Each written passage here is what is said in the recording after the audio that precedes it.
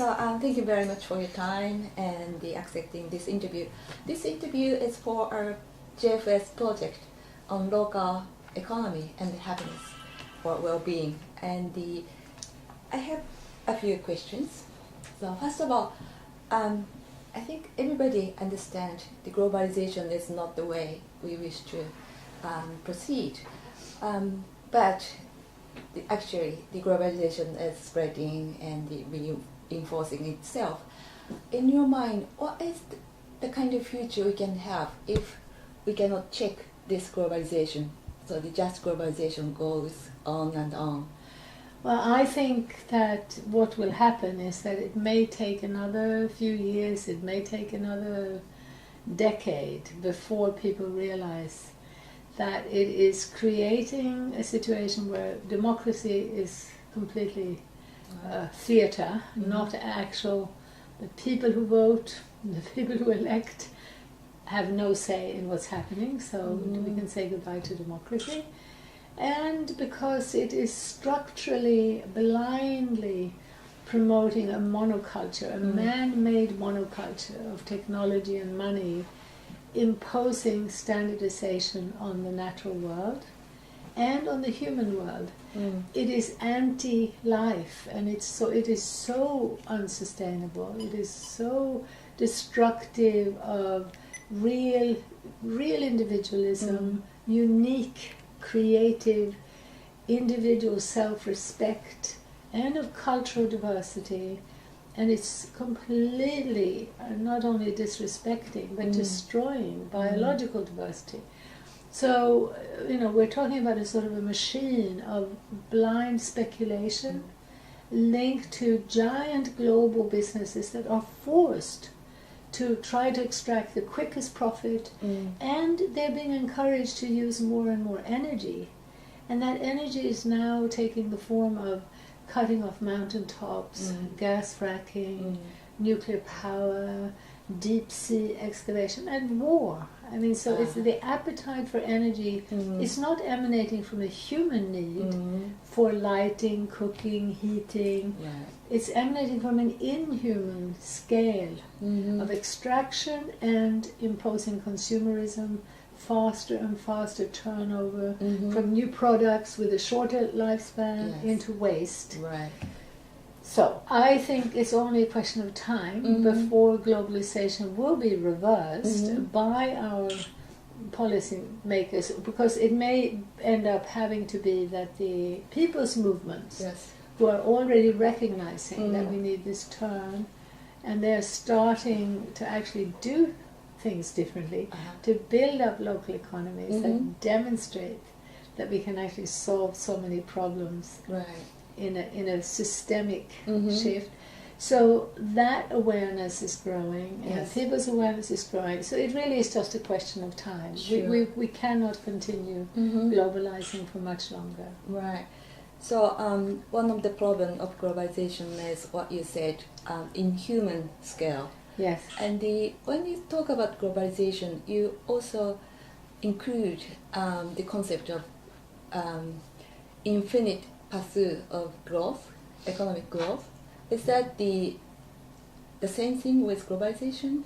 Well, I think part of the problem often is that in most countries people are tending to look at things from their own cultural perspective, and from within that framework the fact that globalizing has been linked to GDP measurements is not so clear. And so therefore the way that growth is generated has changed, because we have deregulated how money is produced, we have deregulated how we manage the flow of money, we have deregulated businesses across the board. So this growth that is so destructive is absolutely centrally linked to globalization.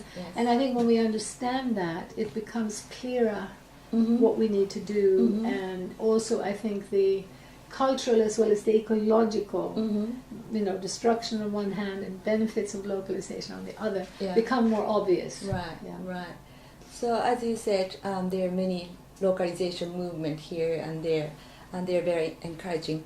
And So the localization is something similar to degrowth movement, or they're totally different things, but doing happening at the same time? I think that the degrowth movement is actually very, very similar. Mm-hmm. It's actually started by a friend of mine, Serge Latouche, Yeah. who I've known for 25, 30 years, and his view was also very much influenced by living in Africa, and I think when you have the experience of both the less industrialized and the more industrialized parts of the world, this global system becomes more obvious, Yes. and the problems with this type of growth and this type of development become more obvious. So I think our view is very, very similar. Mm-hmm. However, Serge, as an economist, has not been so involved with the fundamentals, I would say, of the economy, which to me have to do with the actual production, farming particularly, forestry, fishery. And I think when we get closer to that real economy, which is producing what we absolutely need, then the emphasis on localizing becomes clearer. And I feel also that emphasizing the strengthening of the local economies, local communities worldwide, may be a vision that maybe would grab more people. But I don't know. I may be wrong. It may be that degrowth appeals to more people, but at the center of this movement that he started and what I've tried to start, very, very similar perspective. Right.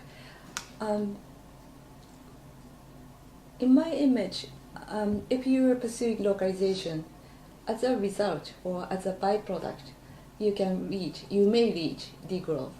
But is there anything localization which is also focusing on growth? Yes, I think one of the things that I have experienced is that within a scale where human beings have better sense of the whole cycle, from production to consumption to waste, and that means literally from the earth back to the earth, that whole cycle, where people can perceive that cycle, you can have a certain degree of growth in the sense of you can have more businesses, you could have more jobs, and you could have some people earning more money than other people. But if it needs to happen at a scale where social and ecological feedback loops create an intelligent and just reaction. So in that way, I do feel that within the localization model, there can be, as it were, a certain degree of growth. But very, very clearly limited for ecological and social reasons. Right, right. As you said, if you're talking about real economy, which is producing, for example, food and the timber and others, there should be happening on the ground. Yes. So you cannot ignore the capacity of the earth. So, I mean, so you said the growth is possible, but with limitation. Yeah, that growth is possible.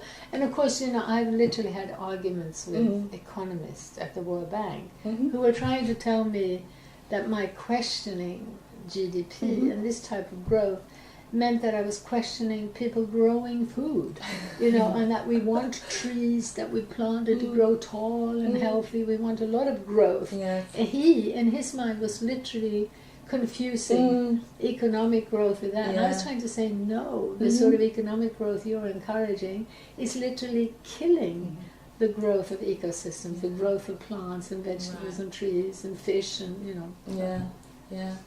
So you have been talking about and doing about the economy of happiness. Yes. So there are localized vision, I think.